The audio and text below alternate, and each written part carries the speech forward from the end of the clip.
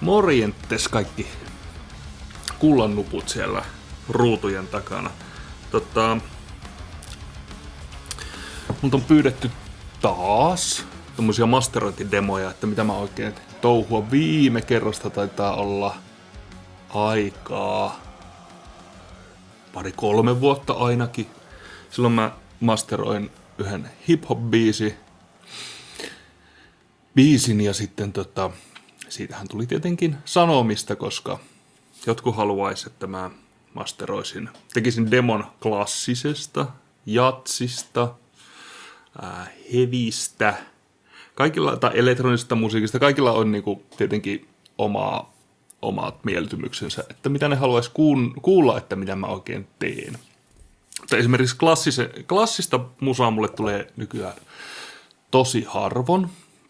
Ylipäätään sitä liikkuu niinku aika vähän suhteessa muuhun musiikkiin, plus että se on aika tylsää puurtamista, että te jaksaisi katsoa jotain tunnin videota, jossa mulla pyörii tuossa joku biisi ja sitten pöytä on täynnä plareja ja lopensa se glasarimasterointi on hyvin hienovarasta ja pientä piiperystä.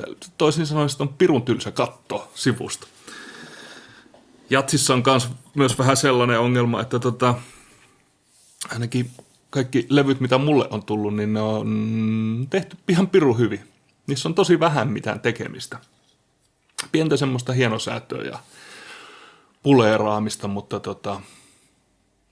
niin, sitäkin on varmasti tosi tylsä katella. Ja sitten, mitähän mulle tulisi jatsia semmoinen 4 levyä vuodessa ehkä tehtäväksi, että ei sitäkään tehdä niin isolla volyymella tässä maassa. Mutta joka tapauksessa viime vuonna tuli tällainen bändi kuin After Forest, tekivät loistavan levyn, ja se tuli mulle masteroitavaksi. Pyysin jätkiltä, että voisinko mä käyttää sitä ehkä tulevaisuudessa just tällaiseksi masterointidemoksi, jos vaikka hevistä nyt tekisi, ja nythän teen. Niin olen unohtanut siitä, nyt on varmaan puoli vuotta aikaa, olen unohtanut koko hässäkään, mutta nyt kun mulla on vähän luppoaikaa, niin ajattelin tekasta tämän alta pois. Tosiaan bändin nimi on After Forest. Mä en muista yhtään, mitä mä oon silloin puoli vuotta sitten tehnyt. Mä ajattelin, että tehdään tämmönen, että tää on hauskaa sekä teille että meille, toivottavasti myös teille. Mä vaan aukasen tämän projektin, paan sen pyöriin ja käyn läpi, että mitä mä oon tehnyt missäkin vaiheessa. Toivottavasti tästä tulee jotain mielenkiintoista ja mahdollisesti jopa opettavaista. Mä paan pyöriin tän, niin tsekataan, että miltä tää kuulostaa. Tässä on nyt kaikki plugarit, tää on se masteroitu versio. Mä käytän itse nyt nappiluureja mun amfiottani tilalla, ettei vuoda ja saadaan tästä jotenkin teknisesti järkevä tästä videosta.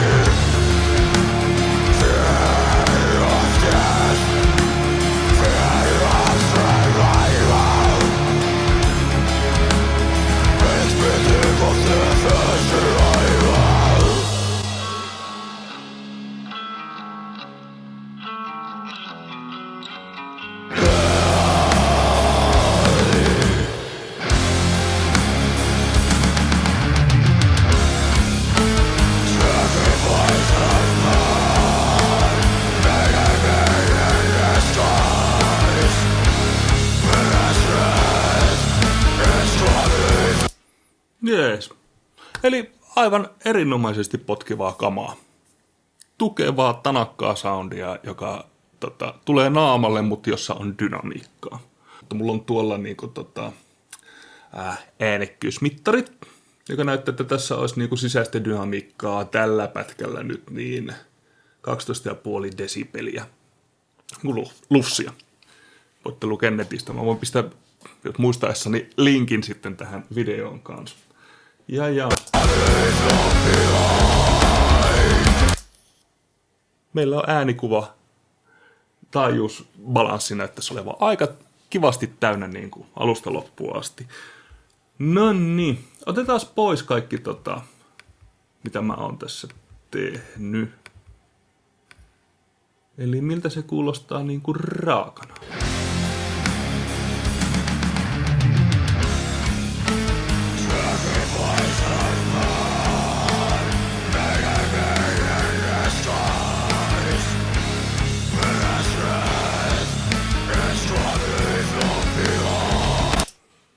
Luonnollisesti se kuulostaa hiljaisemmalta, koska tässä ei ole mitään master-kompressoreita eikä limittereitä eikä näin poispäin. Mutta sitten tämä kuulostaa myös kireältä ja toi alapää ei ole ihan niin tukeva, mitä se voisi olla. Että siellä on kyllä sitä energiaa, mutta se ei ole semmoinen niin kuin voimakas ja potki rintalastaan niin kuin täytyy. Tai oikeastaan palleaan. Rintalastaan tulee ehkä enemmän toi snare, mikä on aika hyvä tässä, mutta sitten niinku ei tunnu täällä basarin potkinta ihan niin kuin sen pitäisi. Eli lähdetään katsoa, että ihan ensimmäiseksi mulla on ollut täällä ekvalisaattori. Pannaan kaikki noin nollaan. Katsotaan, mitä nämä kaikki tekee.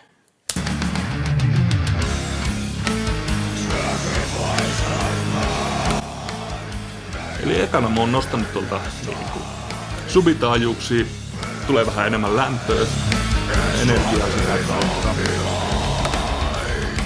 Sitten mä oon kaivannut tuolta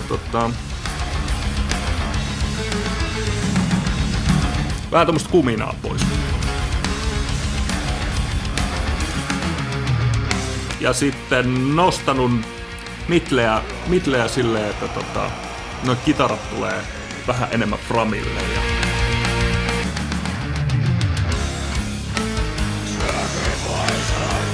Raikastuu, mutta sitten samalla sieltä tulee esiin myös niinku tuolla taajuudella olevia piikkejä, eli mitäs.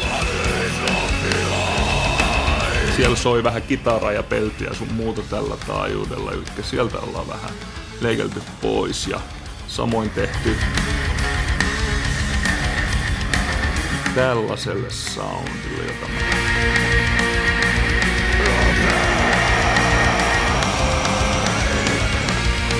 Mikäs täällä on? Täällä on vielä joku bassokumina.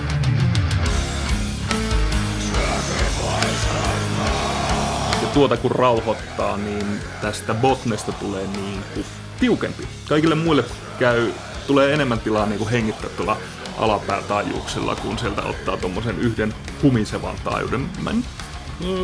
Mä yritän näillä luureilla kuulla, että mikä se voisi olla.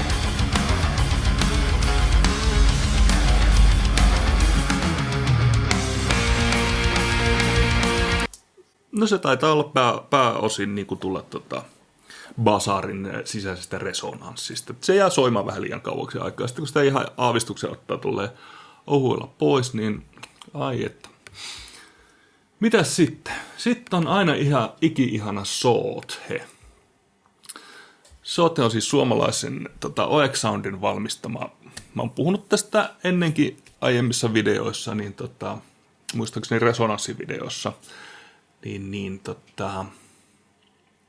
joka hakee resonansseja ja tommosia tosi ohuita piikkitaajuuksia ja maagisilla taikajimin eleillä se osaa poimia sieltä ne kaiken epämiellyttävän pois. Tietenkin tätä pitää osata käyttää ja säätää silleen, ettei se mene häneeksi, mutta katsotaan mitä tää tekee. Otetaan ensin se pois.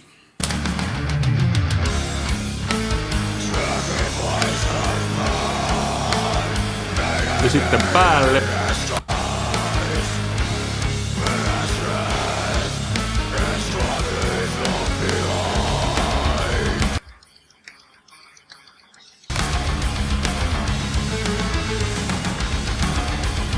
Pois. Päälle.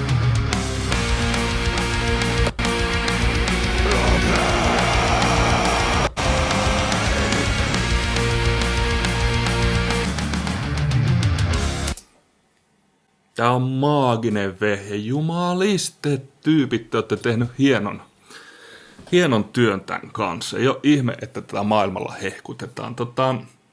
Eli mitä tällä mä oon tehnyt, niin mä oon hakenut niinku tältä alueelta peltien sellaista niinku kihinää, joka tulee esiin, kun overita on kompressoitu vähän. No en sano liikaa, mutta sieltä tulee sitten kaikki niin hyvä kuin pahakin esiin. Ja tuolta taajuudelta, mitäs tämä tekee, tää on 5,5 kiloa, niin siellä on sitten niinku heavy-kitaroitten semmosia soundeja, jotka aina nousee, high gain resonansseja, jotka nousee pintaan. Ja näemme myös laulussa on sellaisia kihiseviä, mutta tämähän on kyllä mahtava. Ja niin kuin tuossakin se ottaa niin kuin desibelin pari sieltä, mutta sitten kun tulee joku tuolta esimerkiksi, mitähän toi olisi, 5-6 kiloa, niin sieltä se ottaa semmoisen 7 desibeliä tosi ohuella taas, että pieniä juttuja, mutta loppuvaikutus on niin kuin massiivinen. Tää rauhoittuu koko tää niin kuin sointikuva, koska korvat on tuolla alueella tosi herkät, ne pystyy poimimaan niin kuin jopa tiedostamattoman pieniä juttuja. Ne vaan tuntuu inhottavalta, vaikka ei niillä sormea pystyisi pistämään niiden päälle, että mikä tässä niin kuin ahistaa. Ne on monesti tällaisia ohuita resonansseja. No niin, ja sitten meillä on täällä dynaaminen ekvalisaattori. Dynaaminen ekvalisaattorihan on niin kuin, jos ajatellaan ekvalisaattoria, sulla on joku kaista, sen leveys, niin sen sijaan, että niin kuin lasketaan sitä tai korostetaan sitä tiettyä taajuutta, niin dynaaminen ekvalisaattori käyttäytyy sillä alueella vähän niin kuin kompressori. Että kun sinne tulee enemmän kamaa sille tietylle taajuudelle, niin se sitten laskee sitä annettujen parametrien mukaan. Tai sitten korostaa. Tämä toimii myös enhancerina. Katsotaan, mitä täällä tapahtuu sitten.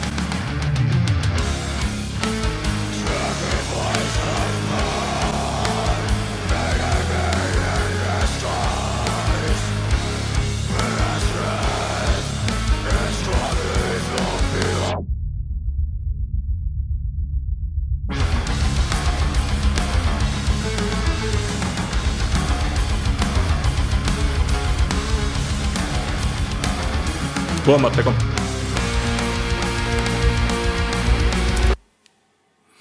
Eli mitä mä oon tehnyt tässä on se, että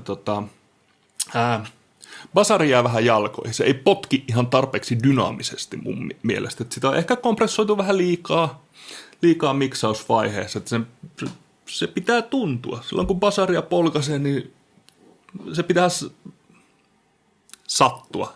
satuttaa. Pitää tuntua sillä lailla, että nyt on tosi kyseessä, niin jos kuuntelette tätä, kun minä pistän sen kaistan pois, sen enhancerin,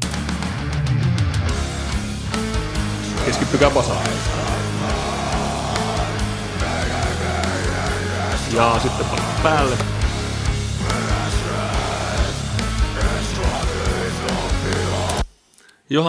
Toki se sitä nostaa, täällä on jopa pieni boosti, 0,7 desibeliä.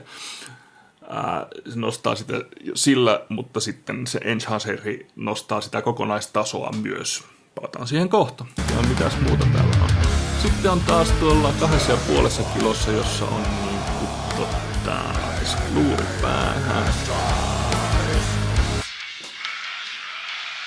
Se on taas tää niinku perinteinen puukotustaajuus, niin se tekee tosi pientä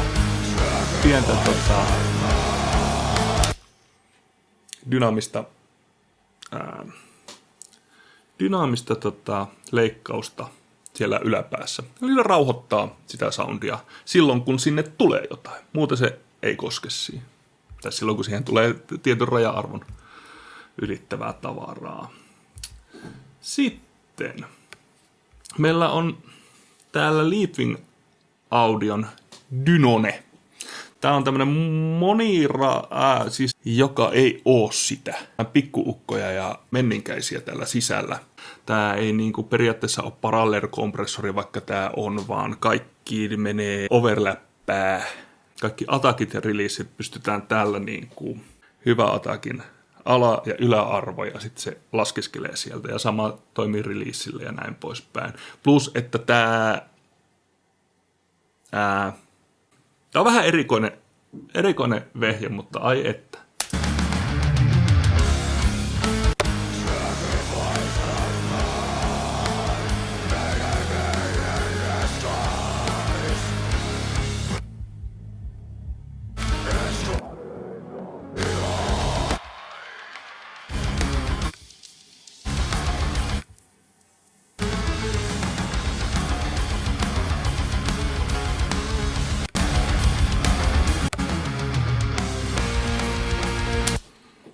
Okei, eli mitä täällä on nyt sitten taas tehty, niin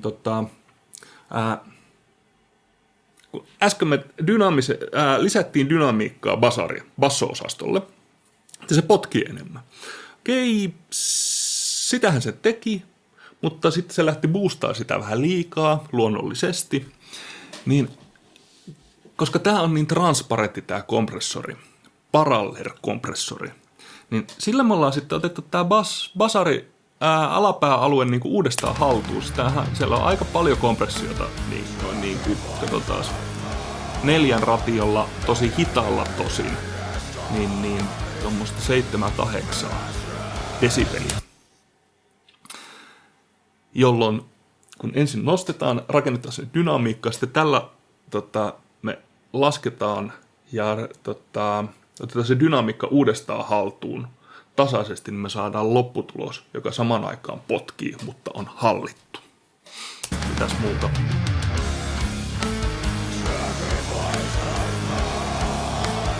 Joo, kaikki muu on sitten niinku ihan tämmöistä perus tasottelua. Tää on ihana laite. Sitten, mitäs seuraavaksi? Täällä on Elysian Alpha Master kompressori. Tämä toimii nyt stereomoodissa. Monostereo MS-moodissa. Eli meillä on, tässä on monokanava ja tässä on stereokanava.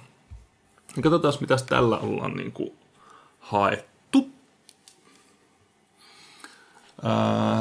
Meillä on thresholdia tosi vähän, release ratiota täällä on 1,5 desibeliä.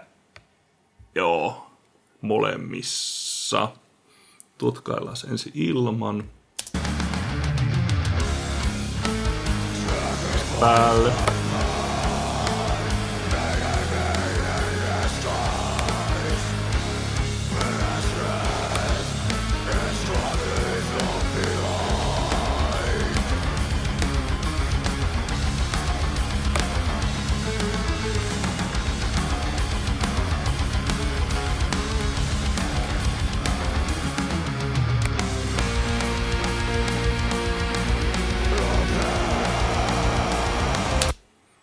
Okei, eli se mitä tällä on haettu on se, että ensinnäkin kompressointi on taas todella minimaalista, niin kuin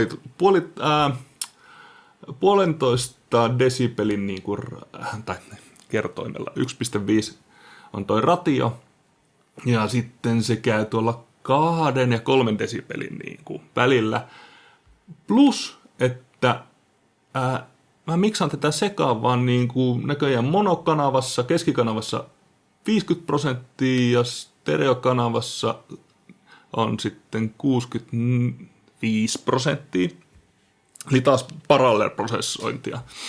Ja mitä tällä on haettu, on lisää atakkia, lisää iskua tuohon snareen. Plus, että mä oon nostanut vielä keskikanavaa monokanavaan aavistuksen En ole nyt ihan varma, koska mä oon sitä myös kompressoinut, että mikä tämä suhde on, että tietenkin gainia pitää myös, sillä pitää kompensoida kompressio, mutta koska, pikkasen stereon ja monon suhdetta on niin kuin tuonut pikkasen tätä keskikanavaa eteenpäin. Kuunnelkaa varsinkin toi snaren atakki ensin ilman.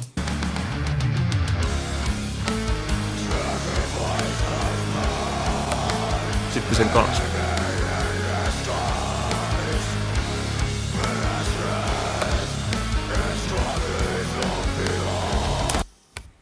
Nämä on pieniä juttuja, mutta yllättävän tärkeää. Tämä oikeastaan koko masterointi on, tehdään pieniä juttuja pienien juttujen päälle, jotta saadaan lopputulos, joka on halutunlainen, se jonka kuulee mielessään, miltä tämän tulee kuulostaa. Sitten meillä on Vitamin täällä. Tää on jännä, tää on tommonen tää tuo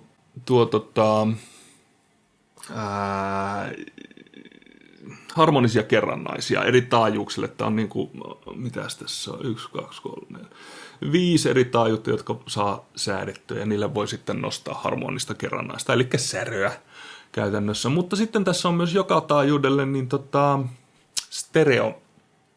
stereosäädin leveämmälle tai monommaksi. Ja mitäs täällä ollaan tehty?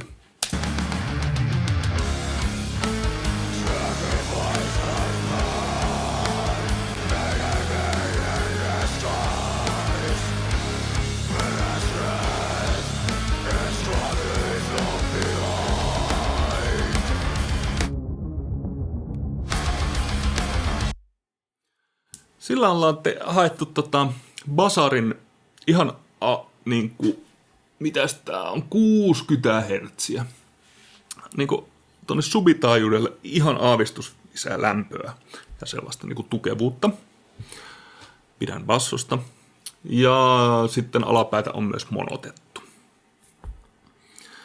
Pidän monobassosta. Harvalla on kotonaan subbareita, saatika stereosubbareita. Joten harvoin kuulee, jos siellä niinku ihan alimmassa subitaajuuksilla on niinku stereomateriaalia. Plus, että jos vinyylille painaa, niin stereobasso ei toimi. Siinä on fyysisiä rajoitteita. Voitte mun blogista lukea tarkemmin, jos kiinnostaa. Mutta sitten kun me kuunnellaan esimerkiksi korvanapeilla musiikkia, ja sitten siellä on panoroitu joku subibasso toiselle puolelle, niin se on veikeä kuin tunnelma, kun se pää kallistuu sinne. Se ei ole luonnollista, koska ihminen ei ole kauhean herkkä kuulemaan kovin matalia taajuuksia, että mistä suunnasta ne tulee, mutta luureilla se on mahdollista. Senpä takia. Monotan tässä hieman alapäätä. Ja sitten alamidleä, eli tätä osastoa. Sitä mä taas levitän ihan aavistuksen, koska se tuo hieman selkeyttä, jäsentyy vähän paremmin, että miten niin kuin kitaroitten no en sano botnee, koska tää on niin kuin 500 Hz, mutta se selkeyttää kuitenkin, sillä taajuudella on tässä musassa niin aika paljon kaikennäköisiä elementtejä, niin se tuo enemmän tilaa. Mutta tääkin on siis äärimmäisen pieni, jos ykkönen on lähtökohta, niin tää on 1,07 levitys. Sitten lopuksi meillä on master limitteri, joka nostaa sitten tämän takaisin niin kuin nollatasoon. Tämän, mitä me ollaan laskettu tässä kokonaisgainia, kuunnellaan.